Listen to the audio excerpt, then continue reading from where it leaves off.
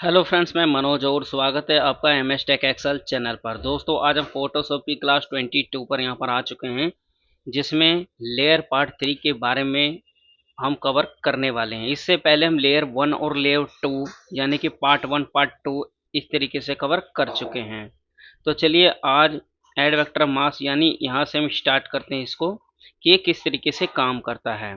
अभी आप देख रहे हैं कुछ ऑप्शन ये जो है आपके हाईलाइट नहीं हो रहे, इसका कुछ रीजन है। जैसे कि आप यहाँ पर आइए, इमेज देखिए, ये आपका ऑलरेडी लॉक है यहाँ पहले से ही। तो आप इस समय क्या करेंगे, इस पर डबल क्लिक करके इसको ओके करना है, इसको लेयर में कन्वर्ट कर लेना है। अब देखिए दोबारा लेयर पर आइए, अब देखिए बहुत से ऑप्शन यहाँ पर हाईलाइट हो चुके हैं। तो इस तरीके से दोस्तों जब भी आप काम करेंगे तो आपका बैकग्राउंड होगा उसको लेयर में कन्वर्ट कर लेना है सबसे पहले। तो देखिए लेयर में हम चलते हैं, यहाँ पर ऐड लेयर मास्क, ये हमने देख लिया था। तो चलिए करंट पाथ के बारे में अभी हम समझते हैं कि ये क्या है, कैसे काम करता है। तो इसके लिए देखिए दोस्तों, सबसे पहले शेप टूल पे आ जाते हैं, क्योंकि या तो आप कोई भी पाथ बना लीजिए सिलेक्शन लेके, या फिर शेप टूल को ले लीजिए। तो पाथ बनाने में थोड़ा टाइम लग सकता है, इसलिए मैं डायरेक्टली शेप टूल को यहाँ पर ले रहा हूँ। कोई भी शेप ले लेते हैं यहाँ पर इस तरीके से। और देखिए यहाँ पर तीन ऑप्शन आपको दिखाई दे रहे हैं। पहला ऑप्शन ये शेप लेयर का, ठीक है, दूसरा पाथ है, और तीसरा ये फिल पिक्सल्स का है। तो पाथ में पाथ पर क्लिक कर दीजिए। इस पर क्लिक होने के बाद ये क्या होगा कि आप इस तरीके से कोई भी शेप ले सकते हैं। अगर जो आपने पहले वाले ऑप्शन पर कर दिया लेयर पर, तो ये क्या होगा, ये कलर में चेंज हो जाएगा, यानी कि जो ये लेयर है ऊपर वाला, यही वाला यहाँ पर फिल हो जाएगा ऑटोमेटिकली। बट मुझे यहाँ पर फिल नहीं करना है, इसलिए मैंने यहाँ पर क्लिक किया है। तो इस तरीके से पाथ आया केवल हमारा। यहाँ तक चीज़ें आपको समझ में आई। अब देखिए यहाँ पर हम चलते हैं लेयर पर। लेयर पर आने के बाद एक चीज़ और दोस्तों, यहाँ पर जो आपने ये पाथ सिलेक्शन लिया है, तो देखिए इस वाले फोटो को बैकग्राउंड में से लेयर में कन्वर्ट कर लीजिए इस तरीके से। ठीक है, मैंने इसको कर लिया है। अब लेयर पर आते हैं, यहाँ पर आ जाते हैं हम ऐड वेक्टर मास्क के इस करंट पाथ पर। जैसे मैं यहाँ पर क्लिक करूंगा तो देखिए जो हमारा सिलेक्शन था, सिलेक्शन को छोड़कर बाकी सारे जो पार्ट है वो यहाँ से डिलीट हो चुके हैं। तो इस तरीके से दोस्तों जैसे ही आप यहाँ पर सिलेक्शन पाथ वाले करंट पाथ पर करेंगे, तो करंट पाथ मतलब जो आपका सिलेक्टेड है वही सिलेक्टेड एरिया होगा, बाकी सारा यहाँ से हट जाएगा। इसी तरीके से जब आप यहाँ पर आएंगे तो कस्टम शेप पर क्लिक करके यहाँ पर आइए, बहुत सारे ऑप्शन आपको ये मिल जाएंगे यहाँ पर। तो इनमें से कोई भी आप ऑप्शन यहाँ पर सेलेक्ट कर सकते हैं, जो पाथ आप लेना चाहते हैं वो सेलेक्ट कर सकते हैं। प्लस इसके अलावा आप देखिए, यदि आप कोई और भी सिलेक्शन खुद से भी लेना चाहते हैं पेन टूल से या पॉलीगन टूल से, तो इस तरीके से सिलेक्शन लेने के बाद वो चीज़ पीछे से भी डिलीट कर देता है इस चीज़ को भी। यानी जितना आप सिलेक्शन लेंगे उसको छोड़ के बाकी का बैकग्राउंड जितना भी वो डिलीट कर दिया जाएगा, यदि आप इसका यूज करते हैं तो इस तरीके से। अब जब दोस्तों इतना आपका हो जाएगा तो यहाँ पर देखिए जो आपका ये वेक्टर मास यहाँ पर मतलब ऐड हुआ है, ये इस पाथ लेयर को कैसे आप डिलीट कर सकते हैं। यहाँ पर देखिए, यहाँ पे डिलीट वेक्टर मास है, इसको आप इस तरीके से क्लिक करके डिलीट वेक्टर मास पर क्लिक करेंगे तो वो डिलीट हो जाएगा दोबारा, यानी कि दोबारा आपको कंट्रोल जेड वगैरह करने की ज़रूरत नहीं है। सीधा ये डिलीट करेंगे तो वो डिलीट हो जाएगा, सीधा आपको पूरा फोटो यहाँ पर शो अप कर जाएगा। तो इस तरीके से आप इसको डिलीट भी कर सकते हो और ऐड भी यहाँ से कर सकते हैं। तो ये दोनों चीज़ें आपको समझ में आ गई है। अब चलते हैं नेक्स्ट, ये ग्रुप विद प्रीवियस और अनग्रुप के बारे में समझते हैं कि क्या है। देखिए दोस्तों, जैसे कि अभी आप देख रहे हैं मेरे पास यहाँ पर दो इमेजेस है। सपोज दैट मैं इस इमेजेस को इसमें डालता हूँ पहले, और उसको हम ग्रुप कर देंगे। कैसे देखिए, सबसे पहले आपको क्या करना है, कोई भी शेप वगैरह इस तरीके से मैं ले लेता हूँ। रेक्टेंगल को मैंने सेलेक्ट किया, और देखिए यहाँ पर जो शेप वाला ऑप्शन है, यहाँ पर शेप लेयर, इस पर क्लिक करना है। एज ए लेयर भी लेना है आपको, इसीलिए यहाँ पे आप इस तरीके से मेंशन कर लीजिए। छोटा सा मैंने इस तरीके से लेयर ले लिया यहाँ पे, क्योंकि लेयर पर ही मुझे यहाँ पर ये ग्रुपिंग करनी है यहाँ पे। अब देखिए इसको लेने के बाद अब आप क्या कीजिए, इस वाले फोटो को यहाँ पर मूव कर लीजिए। इसको मूव करने के लिए मूव टूल लीजिए और इसको ड्रैग करके यहाँ पर ले आइए। इस तरीके से आप ड्रैग कर दीजिए। अब ये इतना आ रहा है, तो आपको क्या करना है, इस फोटो को कर लीजिए इस तरीके से बड़ा, और यहाँ कीजिए कंट्रोल टी। देखिए अभी आपको यदि नहीं दिखाई देता है तो कंट्रोल माइनस कीजिए, इस तरीके से दिखेगा आपका। इस नोड को पकड़कर इस तरीके से छोटा कर लीजिए, फिर आप इसको कंट्रोल प्लस से बड़ा कर लीजिए। उसके बाद आप इस तरीके से इसमें यहाँ पर ले आइए इसको। ठीक है, अभी ये अलग अलग है दोनों यहाँ पे। अब मुझे ग्रुपिंग करनी है इसमें, तो देखिए ग्रुपिंग मतलब इसी के अंदर ये ऐड हो जाएगा। वो कैसे होगा, अब आपको कुछ नहीं करना है, सीधा आपको लेयर पर जाना है। लेयर में जाने के बाद देखिए यहाँ पर ग्रुप विद प्रीवियस, या तो आप कंट्रोल जी प्रेस कर दीजिए या फिर यहाँ पर आके ओके कर दीजिए। देखिए मैं ओके कर रहा हूँ यहाँ पर। ओके करते ही देखिए जो मैंने ये इमेज ली है वो इस लेयर के अंदर यहाँ पर चली गई है। यहाँ पर कंट्रोल टी करके आप इसको चाहे तो इसको बड़ा भी कर सकते हैं। इस तरीके से आप जितना भी बड़ा करेंगे वो इसी के अंदर ही रहेगा। ये ग्रुपिंग में ये बेनिफिट होता है कि कितना भी बड़ा कीजिए वो इसी के अंदर ही होगा, यहाँ इसी के अंदर में। तो इस तरीके से आप इसको शिफ्ट ओल्ड दबाकर सेट कर सकते हैं जितना आप चाहते हैं। एज ए एल्बम कोई भी काम करे तो यहाँ पर शो अप करा सकते हैं इसको। इस तरीके से फोटो को बड़ा करेंगे या छोटा करेंगे वो उतने लेयर में ही आपका केवल शो होगा। अब इससे बेनिफिट ये होता है दोस्तों, आप चाहे तो यहाँ पर अलग फोटो भी लगा सकते हैं।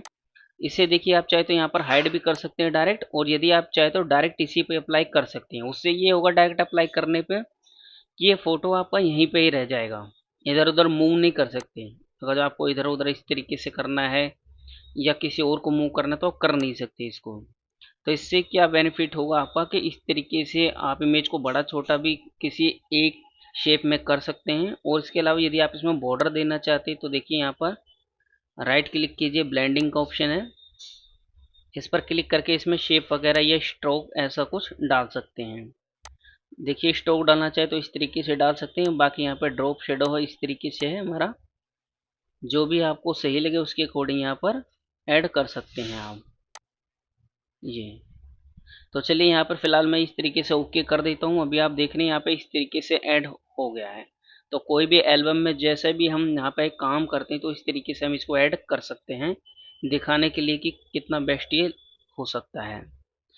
तो इसके अलावा और इसमें देखिए दोस्तों क्या कर सकते हैं, नेक्स्ट ऑप्शन पर चलते हैं भाई हम।